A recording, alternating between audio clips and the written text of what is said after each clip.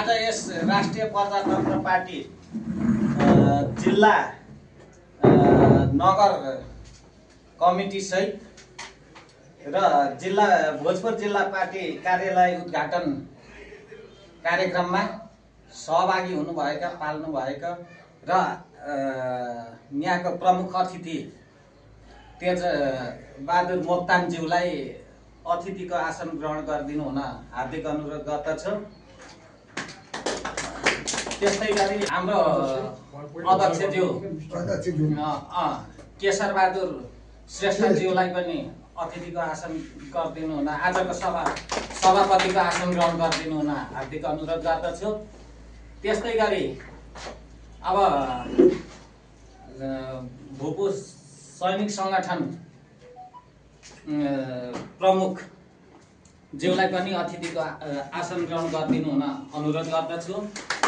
र अब हामीले एकजना महिलालाई प्राथमिकता दिनुपर्छ। महिला हाम्रो एकजना महिला दिदी हुनुहुन्छ सरस्वती दुलाल ज्यूलाई पनि अतिथिको आसन ग्रहण गरिदिनु हुन हार्दिक अनुरोध गर्दछौँ। त्यसै गरी सम्पूर्ण हामी सबैजना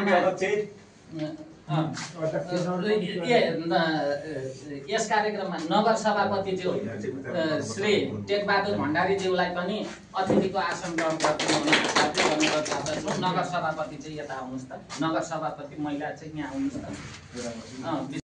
अङ्कलहरू दाजुभाइहरू सबैजना सबै हामी एकै उस्ता एकदम एक्टिभवाला मान्छे छौँ। त्यस कारणले गर्दा आफ्नो आफ्नो स्थानमा अतिथिको आसन ग्रहण गरिदिनु हुन हार्दिक अनुरोध गर्दछु।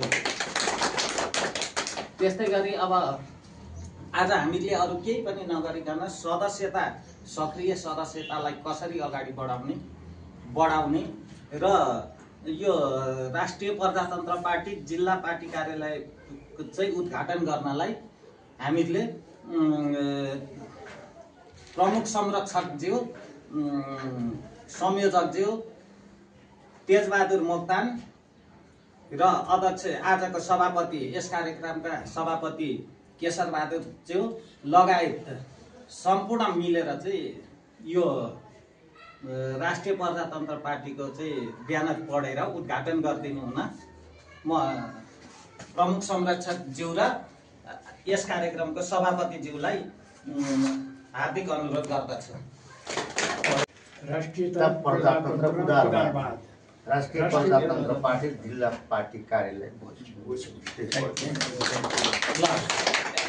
अब यस कार्यक्रम सञ्चालक म राष्ट्रिय प्रजातन्त्र पार्टी जिल्ला संगठन भोजपुरको चाहिँ प्रमुख भएको हुनाले म आफैले कार्यक्रम सञ्चालन गरेको हुनाले अब यो कार्यक्रमलाई समापन गरिदिनु हुन आजको सभापति यस कार्यक्रमको सभापति श्री केशर बहादुर श्रेष्ठज्यूलाई हार्दिक अनुरोध गर्दछु। यस पार्टीका संरक्षकज्यू अनि यस पार्टीप्रति आबद्ध मेरा मैले मान्नुपर्ने साथीहरू नवयुवक भाइ बहिनीहरू आज भोजपुरमा पार्टी राष्ट्रिय प्रजातन्त्र पार्टीको नयाँ ठाउँमा